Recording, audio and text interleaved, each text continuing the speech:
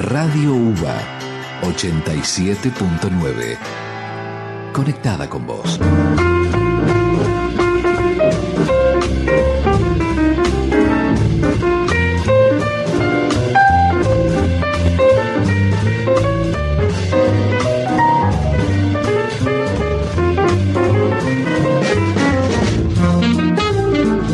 Comienza la columna de Oscar Chilkowski, profesor consulto de la Universidad de Buenos Aires.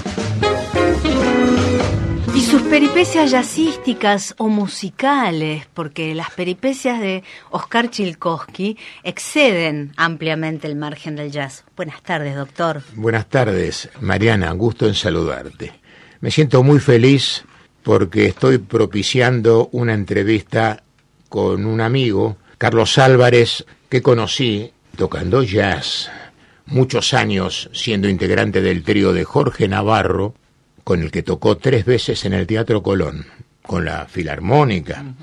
Es nacido en España, en Toledo, pero a los 3 años se radica con su familia en Buenos Aires. Carlos, te doy la bienvenida desde ya. Carlos, gracias por haber venido al programa. Muchísimas gracias por invitarme. Mitad toledano, mitad argentino. Sí, algo así. El mejor acero del mundo, uno de los mejores contrabajistas. Muchos años en el jazz, se destacó en el medio nacional en la primera línea, con quienes tocó, figuras nacionales e internacionales. Hace un cambio radical, abandona el contrabajo, se radica en el interior de la provincia de Buenos Aires y en ese marco empieza a componer cosas muy originales desde el folclore, con toques de música clásica, subyacelo jazzístico, con instrumentistas que lo acompañan, que tocan cositas muy originales. Quiero que escuchemos, me parece propicio para verificar el sustancioso cambio que se produce en la dinámica sonora de Carlos Álvarez, cómo sonaba él tributando un homenaje al gran Charlie Parker, en Tonalí, un tema que firmó una vez más, choreándoselo, Miles Davis.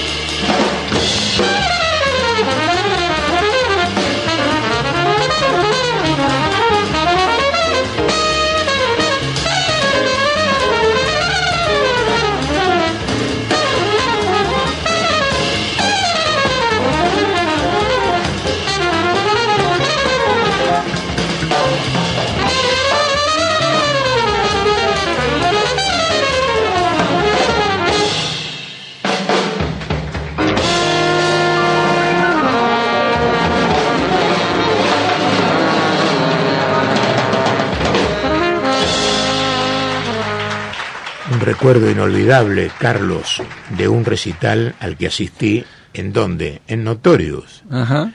¿Te acordás de lo que fue esto? Me acuerdo, no sabía que habías grabado así. Sí, grabado informalmente. Ajá. Ah, mira. Tocaban Sergio Wagner trompeta. Sí, Fernando Martínez batería. Cirilo. Cirilo, el Chivi Fernández el piano. En piano. Carlos Michelini el saxo alto. Sí, señor. era un tributo a el más grande. Y lucían todos y se divertían como locos, nosotros también. ¿Qué pasa en tu carrera hace ya algunos años cuando de alguna manera abandonás el contrabajo para dirigirte hacia el piano? Contanos. Definitivamente abandoné el contrabajo no hace tantísimo tiempo, tal vez ya hará casi 2 años que directamente no tengo contrabajo, pero previo a eso, digamos, me mudé a Capilla del Señor, un pueblo hermoso de la provincia de Buenos Aires. Un proceso casi místico de retiro, diría yo. Puede ser algo así. Con mi compañera, con Brenda, nos gustaba, tenemos 2 nenes chiquitos y queríamos, por un lado estaba la idea de cambiar de lugar para darles otro entorno. Y el hacia dónde, digamos, en principio, años atrás habíamos pensado en que tal vez fuera Europa por las facilidades para ir a España, siendo español no tendría inconveniente. Pero de hecho estuvimos en España un tiempo, fui a conocer Toledo a los 28 años, creo que conocí Toledo recién después de haber venido. Siempre me llamó la atención una calle que no puedo olvidar, empedrada, en donde estiraba mi mano. Ajá. En un flanco, tocaba una pared. Y con la otra mano toqué la otra pared. Claro. Solo se transitaba a caballo. Carlos, ¿hasta qué edad estuviste en Toledo? Hasta los 3 años. Mi mamá cuenta que cuando llegamos acá pasaba un auto y yo me pegaba contra la pared, aunque había veredas, claramente. Mirá pero vos. Estaba acostumbrado a hacer eso. Venía un auto, había que ¿Conservabas recuerdos, aunque sea vagos? No, una sola vez, pero ya cerca de los 18 años, tuve una especie de como de epifanía, o de déjà vu, digamos, mejor dicho. Sí, como señor. La sensación de que algo, un juguete, de hecho pregunté después, era un recuerdo que no, pero no, porque era muy chiquito. Y además se mezclan las cosas que te cuentan con lo que crees que es un recuerdo, con las fotos, con las que... La melancolía. Exacto, de lo exacto. Conocido, y hay una melancolía más extraña, de lo no conocido. Totalmente.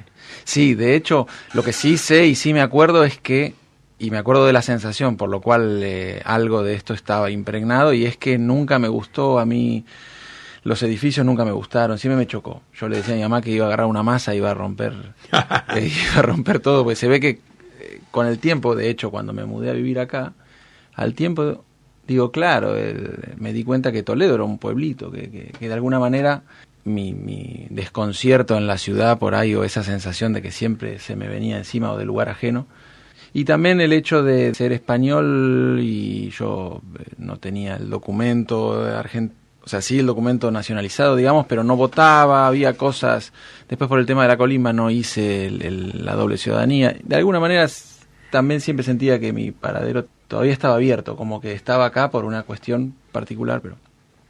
Y entonces, a ver, me fui a vivir a un lugar, la idea era buscar un lugar donde el folclore estuviera vivo, me gustaba mucho el folclore. Yo había grabado, bueno, como vos un poco contabas, un montón de discos acá con gente que yo quería mucho y que musicalmente admiraba antes de Nombrá algunos, que son referencias interesantes. Y bueno, toqué con Jorge Navarro mucho tiempo, toqué con Juan Cruz de Urquiza, que grabé con él, y grabé con Ricardo Cavalli, por ejemplo, discos para él. Y bueno... Y con artistas internacionales tocaste, cita alguno. Sí, tuve la suerte, por ahí más extraña de todas esas, la vez que toqué con uno como de mis héroes musicales realmente, así que para mí fue muy impresionante, no fue hace tanto, fue con Tony Malavi. Tony. La primera vez que él vino me convocaron a tocar con él y fue increíble, pero toqué con Alex Acuña, con Jorge Navarro hace muchos años y yo tocaba muy precariamente el contrabajo porque hacía poco que lo tocaba. Eso es lo que vos crees. No, yo es uno de los más sólidos tempistas y restringe sus solos, pero tiene un swing peculiar y un buen gusto especial. ¿Y el apego y el desapego al contrabajo lo podés asociar con alguna cuestión, sin entrar, por supuesto, en terrenos íntimos y mucho menos psicoanalíticos, pero la relación con el instrumento, esa variación, esa inconstancia, por lo menos emocional respecto de él, ¿lo pudiste asociar a alguna situación personal? En general, con el tiempo descubrí que... esto por ahí no es tan lineal, pero si lo enmarco un poco esto que digo, me doy cuenta que tengo energía como para una sola cosa a la vez. Mucha tal vez. O sea, soy bastante intenso, pero no soy una persona multifacética en la cantidad de cosas que... De hecho, por ejemplo, siempre tuve un solo contrabajo. Creo que soy el único contrabajista, colega y amigo que tiene un solo contrabajo, o tuvo un solo contrabajo. Todos tenían más de uno. Yo no podía concebir tocar con otro instrumento que mi instrumento. Es como que mi instrumento es ese. No. Hay muchos músicos que comparten esa idea. ¿Sí? ¿Sí? Con contrabajo no he visto, No, pero... no con el contrabajo, sino con el bajo, por ejemplo. Claro. De la guitarra sé, guitarristas sé que tienen su guitarra. Sí, y por el otro lado hay instrumentistas que tienen una devoción por la colección, por los matices también, que le puede dar este instrumento u otro. Exacto. Pero no sos el único que austeramente conserva su compañero de trabajo. Sí. Bueno, eso, digamos, eso me ha ido pasando. Y con el tiempo, el contrabajo, de alguna manera, yo trabajé siempre... O sea, por ejemplo, cuando empecé a estudiar el contrabajo... no estudiaba mucha técnica porque sentía que todavía no podía cantar lo que quería. Por supuesto se necesita técnica para cantar, pero si la técnica es aquello que uno hace de manera consciente, digamos, yo necesitaba trabajarlo siempre que pudiera cantar lo que quería primero. Entonces, primero logré esa conexión con el instrumento y con el tiempo, de hecho, sentía que el contrabajo como que era un poco mi voz. Yo lograba expresar mi voz con el contrabajo. Por suerte también ya con el tiempo y de hacer eso mucho tiempo te llaman para hacer eso. Bueno, eso fue pasando. También por mi manera de tocar el contrabajo, en proyectos donde después hubiera batería y el volumen fuera muy alto y todo, había un montón de matices de lo que yo imaginaba que se perdían. Entonces en los últimos años me quedé en situaciones más particulares como de dúos tocando y en otras situaciones. Y después... Empezaste a estudiar piano. Claro. Sí, o sea, siempre tuve un piano. Al mismo momento que compré un contrabajo tenía un piano. El piano lo utilizaba en las composiciones y para dar clase. Y en un momento sentí que necesitaba aprender a bajar. En mis dos discos, o 3 discos anteriores, pero uno no lo edité y no es casualidad, si bien me gusta mucho, por ahí tiene que ver con esto. Son 4 y un último al que nos vamos a referir y emitir cosas de ahí. Exacto. Que apareció este mes. Sí, el mes de febrero. Estos discos no había instrumento armónico. A ver, he tocado con tipos que tocan los instrumentos armónicos muy bien. Lo que pasa que con el tiempo me doy cuenta que, por ejemplo, o sea, la decisión de dónde uno baja un acorde es una textura, es como tener una orquesta. Son muy hegemónicos, se comen la historieta. Exacto, dibuja una paleta. Entonces mis discos anteriores eran con, de hecho, uno es en trío con saxo y contrabajo y batería, el otro es con 2 saxos, contrabajo y batería, no había instrumento armónico. Entonces en un momento me dispuse a decir, bueno, a ver, voy a estudiar el piano para poder bajar eso que imagino armónicamente y esos colores que imagino. No me gusta usar la computadora. Mucha gente se nutre de esa facilidad, usa como herramienta la computadora. A mí nunca me gustó. Yo escribo, de hecho, en lápiz. Y entonces empecé a estudiar el piano. De hecho, cuando me mudaba a Capilla, por mi estado económico siempre paupérrimo, vendía el piano. Y cuando llegué allá, no solo no vendí el piano, sino que nunca más estudié el contrabajo en mi casa, en mi vida. Desde ahí, hace 8 años ya. Y a todo esto lo acompaña la poesía. Sí, la poesía me ha acompañado desde chico, más o menos. Y seguimos con la columna de Oscar Chilkowski y sus peripecias musicales. Hoy con un invitado muy interesante, al que le agradecemos la visita una tarde de sábado, es Carlos Álvarez, nacido en Toledo y habiendo vivido allí hasta los 3 años, residiendo desde entonces en la Argentina, con un larguísimo, extensísimo recorrido por el jazz con los más grandes músicos de jazz, no solamente locales sino internacionales, y que decidió quemar naves, o por lo menos momentáneamente, y elegir un camino. Veo aquí nombres, Carlos, Darío Eskenazi, Ernesto Jodos, gente muy cercana, Andrés Boyarsky, Raúl Carnota, has trabajado con gente alucinante, y nos estabas describiendo justamente cómo fue que te insertás entonces en Exaltación de la Cruz y decidís una búsqueda desde el folclore. Sí. O sea, en principio yo necesitaba... Me encontraba en esta disyuntiva. Yo quería... a ver, vuelvo para atrás, perdón, las peripecias lingüísticas, ya que estamos con las peripecias. Lo son. Sí, es dificilísimo. Un día con un amigo y hermano que se llama Alan Plach, está un músico además tremendo, Y grabamos un disco entre Argentina y Uruguay. Y yo grabé en la cabina y al lado estaba Liliana Herrero y grabamos Citarrosa, así, recordándote, no me acuerdo bien, una samba. Y yo me fui de ahí y nunca me había pasado, pese a tocar con inmensos músicos, no tiene que ver con el talento, por supuesto, de ellos, sino con lo que a mí se me movió ese día. Yo ese día me fui de ahí... Eras otro. Sí, me sonaba la voz de ella en la cabeza. Estuve ¿viste? con Liliana hace 10 días mirá. abrazándola en una presentación de Massa en Bebop. Sí, es sí. alucinante. Es alucinante como canta. Y de hecho, perdón, entre paréntesis rápido hago esto, en un asado mi hijo Gaspar tenía, no sé, era muy chiquito, tenía 3 años, y en ese disco después hicimos un asado y se puso a cantar a capela en el asado y se dio cuenta que Gaspar estaba hipnotizado. Nunca me pasó con él que escuche música y quede así.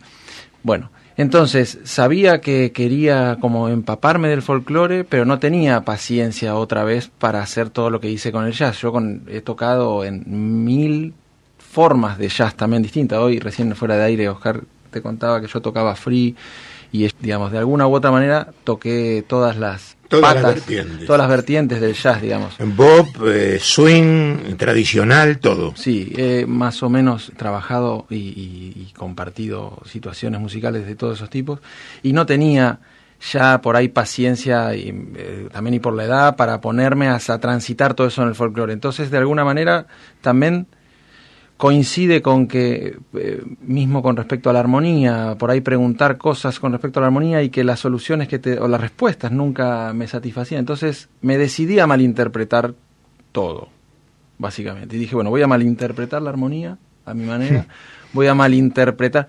Por supuesto, no porque yo le dé una vuelta de tuerca a algo que ya Schoenberg escribió un libro de armonía increíble en 1900, no voy a revolucionar la armonía. Lo que quiero decir es que interpretarla a mi manera, todo eso, ¿no? Bueno, imagínate que extraño. Piazzolla y Salgán y tantísimos artistas extraordinarios Probablemente hicieron eso. Esa es la búsqueda. reinterpretar. ¿Qué les parece si escuchamos de su último disco llamado ¿Cómo? El disco se llama Girasol que mira adentro. Escuchemos un tema denominado Luciérnaga.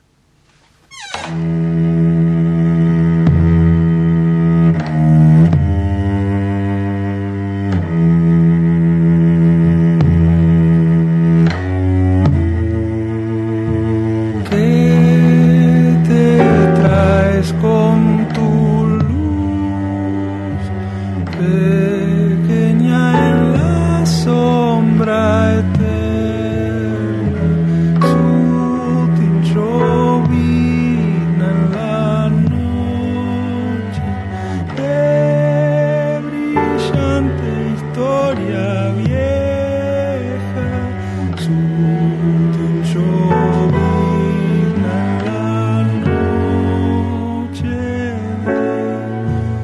brillante historia bien. Después a un árbol viejo, pequeño surco de piedras, haces tu cauce volando, reflejo de luna llena, haces tu cauce volando, reflejos de luna llena. Pequeño faro en silencio, el tiempo firme te espera. Eres señal a los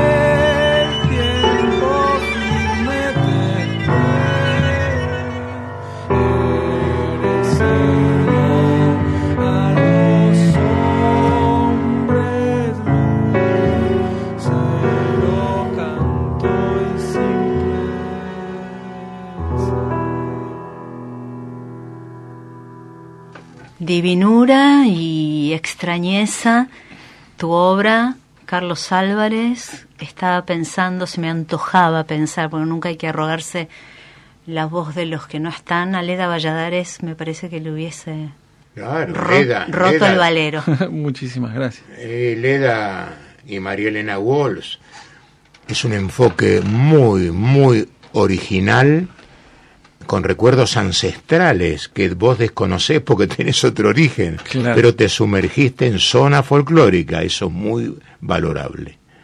Impresionante, Carlos. Muchísimas gracias. Trabajo muy original, además de ser divino. Me gustaría escuchar otro tema que le dedicás a quién. Sí, este tema o sea, muy poco antes de grabar falleció un amigo, o sea, fue... Un grande. Sí, un grande, un amigo, un musicazo, con el que compartíamos muchas charlas sobre todo este proceso también. Yo, cuando venía a Capital, estando lejos, iba mucho a su casa y charlábamos mucho. Salgado, Francisco Salgado, un trombonista y una persona increíble. lo conocí. No es tu mensaje inconcluso. Yo buscaba, ¿puedo decir algo sobre Sí, sí.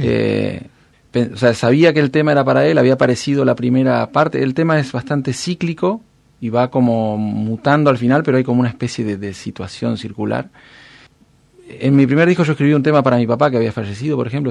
Escribí la letra muy rápido y después estuve un mes componiéndolo. Y yo siento mucho dolor en esa letra. Y yo no quería... Francisco fue muy alegre todo el tiempo y él tocó hasta el último momento. Nunca quiso que se lo viera a él como un enfermo, digamos. Él vivía como si no estuviera enfermo. Y hubiese detestado una lágrima hecha canción. De hecho, sí, exacto. Yo entonces pensé en esto. Por eso la letra dice, no es tu mensaje inconcluso, y describe un poco el dónde estará él ahora, digamos. Qué bárbaro, conmociona transitar por el temperamento.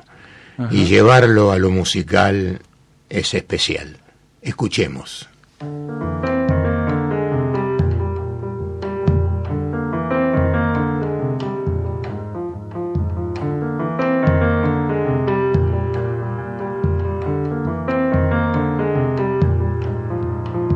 Tiene que ser un ave, que ser un sauce, que ser la luz.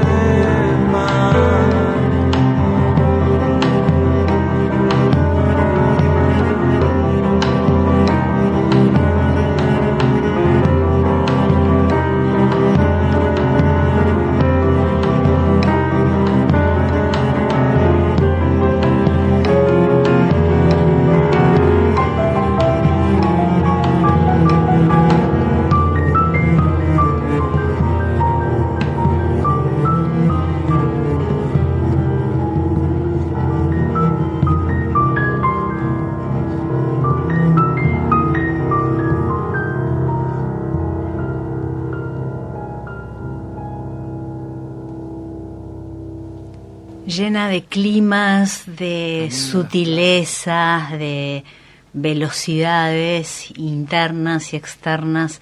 Música muy interesante, Carlos Álvarez, muy lindo. Tu amigo debe estar muy contento. Quiero recalcar algo. Este disco ha merecido una mención honorífica otorgada por el Fondo Nacional de las Artes en el concurso de música popular inédita. Impresionante, merecidísimo. Muy original. Muy. Es un fenómeno. Esto es para vender por toneladas, pero el que se acerca a las sensaciones vividas y por vivir se conmociona. Carlitos, una maravilla. Muchas gracias. Mucho cine también se me ocurre cuando escucho tu música, muchas imágenes. Ajá.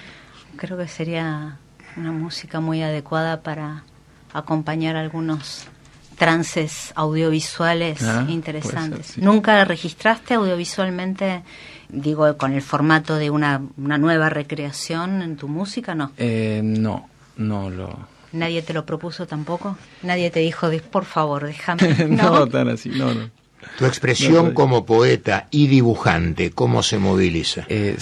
Si son dos palabras que me quedan un tanto olvidadas. No sé, Dalí decía lo mismo. No, pero bueno, está bien.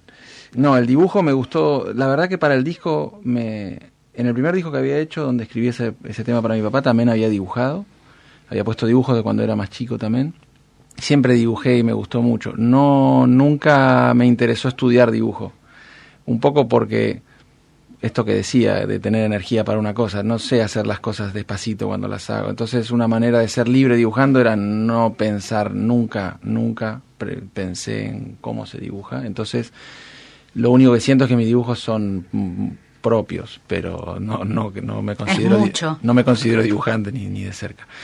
Y la poesía, yo desde chico escribía, siempre me gustó escribir. En un momento a los 18 por ahí, que bueno, todo el mundo supongo que se atormenta un poco en la vida. Yo tuve esa época de mi vida, fue bastante tortuosa, pero bueno, en ese momento me gustaba mucho escribir. Después también estudié poesía, eso sí, hice un poco con Alberto Bocco, el papá de Germán Bocco, el baterista. Sí, fue muy amigo Germán. Sí, muy amigo mío también. Notable baterista. Tremendo. Del grupo de Jorge López Ruiz.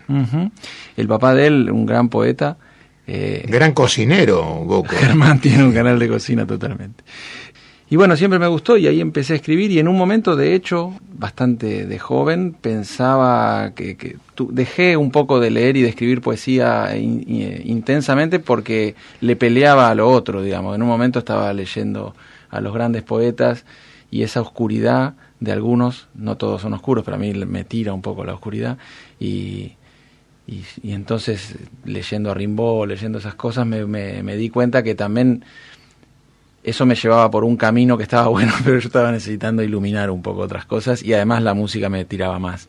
Entonces dejé y empecé a escribir. Nunca había escrito un tema con una letra hasta que me mudé a Capilla del Señor. El primer tema que hice es la samba que le hice a mi mujer, que se llama Samba para Bren, que de hecho la letra dice en el estribillo, coplas que parecen nacer donde no crecía ya. O sea, como en ese momento yo me dispuse a perder todo lo que había conseguido para encontrar mi música. Mi idea era esa, no perderlo porque sí, pero animarme a... Siempre era apegado también, ¿no? Mi trabajo yo me lo fui generando tocando, entonces da miedo soltar eso porque también uno tiene que vivir y todo eso. Pero el arte es puro coraje, en realidad lo que hiciste es moverte como un artista. Quemar naves es de artista. Claro, lo demás es una industria comercial, claro, y lo cultural. demás hay que ver cómo Una hace actitud uno. no conformista. Puedo garantizar que en el ambiente donde me movilizo he conocido muy pocos personajes de esta naturaleza con esta intensidad vivencial. Y hoy cuando lo saludé le digo, somos íntimos desconocidos, porque él también se acercaba mucho a mí. Me obsequió con mucha timidez un disco anterior, absolutamente free, a sabienda de que yo me muevo con comodidad en el hard bop, y me lo entregó con recato y una actitud de misterio. Yo lo felicité de inmediato porque era muy original y audaz. Muy. Nunca fue complaciente con lo que hacía. ¿Y cómo te va en los festivales, hablando de esta no complacencia? En los festivales me va tan bien que nunca toqué en un festival mi música. Lo imaginaba. Claro, él tocó en los festivales de Toqué jazz, en varios festivales, pero lógico. Pero esta música no lo van a llamar para Cosquín. Claro. Sí, querían que fuera el número principal de Cosquín, pero no acepté, no arreglé el número. No funcionó. No funcionó. Sin embargo, así de a la distancia y sin conocer el palo ni el tema, pareciera que en las fiestas se está viendo algún tipo de apertura. Yo creo que esto sería Sí, muy bien puede ser. recibido. Sí, también me pasa, digamos, como el mundo musical donde me movía también era el jazz. También... No, te admiran todos los músicos que buscan un destino diferente, están todos locos con lo tuyo. Porque todos están tocando lo que tocan y por 2 mangos y querrían salir de esa vertiente. Y él tuvo la audacia de rajarse y hacer otra música, lo que siente. Es maravilloso. No, Te y digo además- algo, el Negro Lagos y el Chango Farías Gómez, muy amigos, hubiesen valorado mucho lo que haces. Bueno, muchas gracias. Y además tenés adelante ejemplos para confortarte en el sentido de si las decisiones fueron buenas o no. Pedro Aznar también ha hecho esos quiebres, Claro. o sea, y le fue muy bien, porque es honesto y porque es buena persona. Claro, y sí. es buen artista, buen poeta.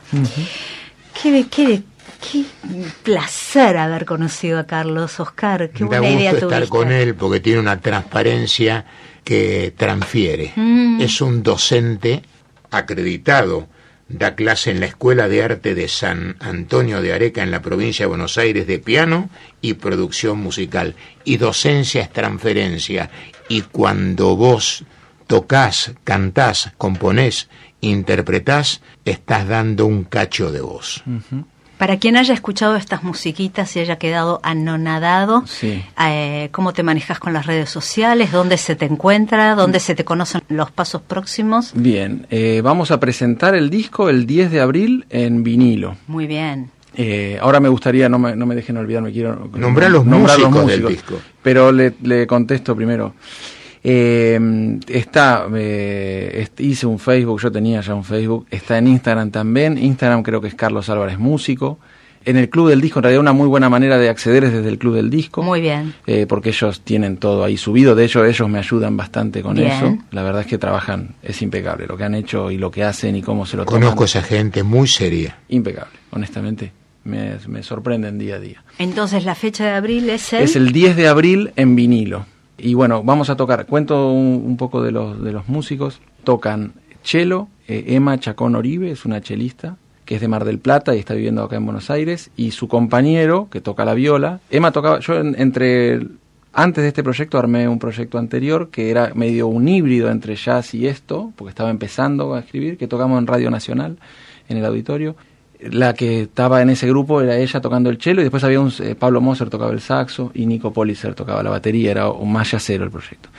Después se toca, vuelvo al grupo, Diego Barraza toca la viola en el disco, que es el marido de Emma. De hecho acaban de tener a Jaco, a un niño, que todavía no lo conocí, lo cual está pésimo, tendría que haber ido, pero ya lo voy a conocer. Ellos son a las cuerdas en el disco. Increíble la elección de los instrumentos. ¿Y van a participar del Sí, concierto? sí, vamos a tocar todos. ¿Quiénes más? Iván Andrioni, que es en el grupo toca el bombo legüero. O sea, Iván canta, de hecho, ahora cuento un poco, Iván canta, toca el saxo muy bien, de hecho hizo el conservatorio tocando el saxo, toca la percusión, de hecho compone también, grabaron un disco con su mujer, que se llama Inés Eckel, grabaron un disco que se llama, un grupo, con el grupo que se llama Montelejos, grabaron un disco muy bonito. Yo lo que quiero recalcar es que siempre lleva mucho tiempo cuando uno hace algo, digamos, como algunas ideas necesitan ser probadas. Yo en general necesito del respeto del otro y la paciencia, que de hecho el otro para tener paciencia necesita tener ese respeto y ese cariño por lo que está haciendo, ¿no? Iván toca el bombo y nunca se preocupó por no tocar otras cosas y ajustarse a tocar lo que íbamos buscando juntos, ¿no? La austeridad con la que él soportó tocar el bombo no es fácil, y eso es parte del color de la música y es muy importante. Me acuerdo una vez que fui a ver a Morellenbaum en el Ateneo, creo que tocaba. Tocaban él el cello, un guitarrista y un percusionista. El percusionista en el quinto tema tocó un platillo por primera vez. Y a mí se me explotó la cabeza. Y un poco esa sensación, digamos, como uno...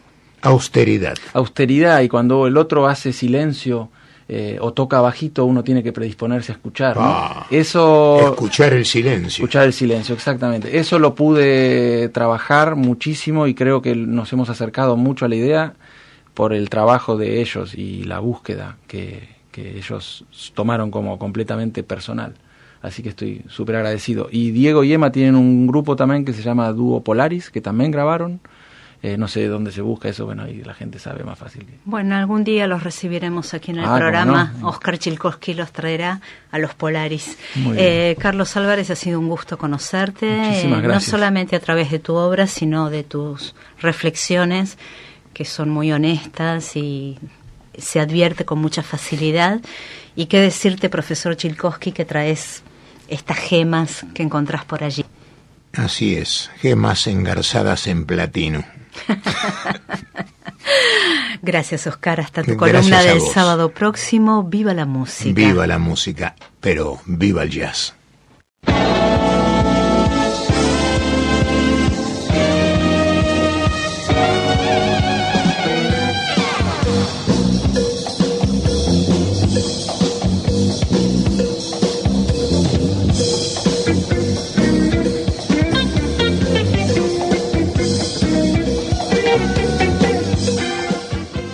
Doctor Oscar Chilkowski, periodista, productor y profesor consulto de la UBA.